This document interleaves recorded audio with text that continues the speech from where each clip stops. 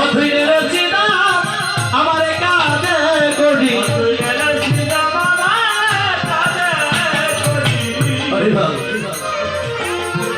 যেই মাত্র বড়রাম বলছে এবার তুই আমাকে কাঁধে করে পঞ্চগড়ের ছায়া নিয়ে যা। এবার শ্রীরাম এই যে খেলাটা শুরু করেছি, এই খেলা থেকে আমরা কি বুঝতে পারলাম হরিভাল? দেখুন এই জন্য ভগবান খেলা করেছেন, খেলার মাধ্যমে আমাদেরকে বুঝিয়ে দিয়েছেন যে আমরা যারা ভগবানকে ভালোবাসি আমাদের লক্ষ্য যদি স্থির থাকে একদিন একদিন ভগবানের কৃপাকে লাভ করবে। এর মানে কি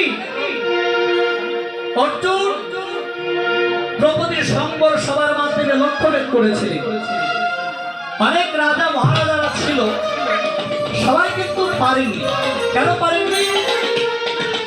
অনেক বড় বড় যোদ্ধারা ছিল, কিন্তু একমাত্র অর্জুনই লক্ষ্যভেদ করতে পেরেছে। তার মানে কি লক্ষ্য স্থির। আর এই জগতে ভক্তগণ আমরা যারা আছি আমাদের যদি লক্ষ্য স্থির থাকে, যদি গোবিন্দকে ভালোবাসি আর গোবিন্দের চরণের প্রতি যদি আমার লক্ষ্য স্থির থাকে, গোবিন্দ আমাকে একদিন দেখা না দিয়ে পারবে না। আর যদি লক্ষ্যটা অন্যদিকে চলে যায় তাহলে গোবিন্দকে হারা হয়ে যাব। শত্রু এই জন্য ভগবান দয়ার সাগর, এই জগতের মানুষ যা চাইবে ভগবানের কাছে তাই পাবে। যারা দ্বন্দ্ব ঐশ্বর্য চায় ভগবান তাকে ঐশ্বর্য দিয়ে ভগবানের কাছ থেকে দূরে রাখে। আর যারা ঐশ্বর্য চায় না, টাকা চায় না, পয়সা চায় না, ধন চায় না, জন চায় না, যারা আমার গোবিন্দকে ভালোবাসে, গোবিন্দের চরণ লাভ করতে চায়, তার বিনিময়ে এই জগতে তার সমস্ত কিছু হারাতে হয়। সমস্ত কিছু হারাতে হয়। ভগবান ভক্তকে কাঁদায়। তুমি যে ভগবানকে ভালোবাসবে, তোমার ভক্তি কতটুকু গাঢ় হচ্ছে ভগবানকে একটু পরীক্ষা করে দেখবে না? এই জন্য যারা ভগবানকে ভালোবাসে এই জাগতিক সংসারে সমস্ত কিছু হারাতে হয়। ভগবান বলছে যে করে আমার আস তারে করি সর্বনাশ, যে করে আমার আস তারে করি ধন্যাস, যে করে আমার আস তার করি পুত্রনাশ। তবু যদি করে আমার আস আমি ভগবান হয়ে যাই তার দাসের দাস।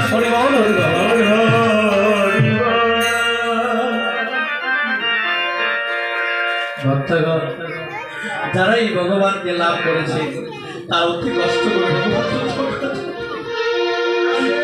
এই জন্য সহজে কেউ পাই না তারে পাইলে হয় গো কাঁদিতে, আর গোলক হতে গোলকে না তাসছেন ধরাতে। ধনে জনে অভিমানে কৃষ্ণ নাহি মিলে, আর কৃষ্ণ ধর্মিলে রে মন কৃষ্ণ বলে কাঁদিলে। যে করে কালার চরণের আশা জানো না রে মোর তার কি দুর্দশা। এত সহজ কি? এত সহজ নয়। ভগবানকে পেতে হলে সমস্ত কিছু হারাতে হয়। ভক্ত বলে রাজা ছিল, সর্বসদন নিল, বামন রূপে বিধি করে চলো না। রবি নেই তোমার জীবন যৌবন, তবে কেন মন্তুর এত বাসনা? এই জগতে কিচ্ছু থাকবে না, ধন থাকবে না, টাকা থাকবে না, পয়সা থাকবে না, গাড়ি থাকবে না, বাড়ি থাকবে না। এমনকি আপনার দেহ যে এই ষোলনা যেভাবে ভগবান তোমাকে পাঠিয়েছে, যে লাবণ্য চেহারা দিয়ে পাঠিয়েছে, আপনার এই লাবণ্য চেহারা পর্যন্ত থাকবে না। এই দেহটা জীর্ণ শীর্ণ হয়ে যাবে। আর ভক্তি দিতে হয়, দেহ সবল থাকিতে ভক্তি করতে হয়। দেহ থাকিতে সবল, বদন করে উচ্চ স্বরে হরি হরি বল, গৌর হরি বল, হরি বল।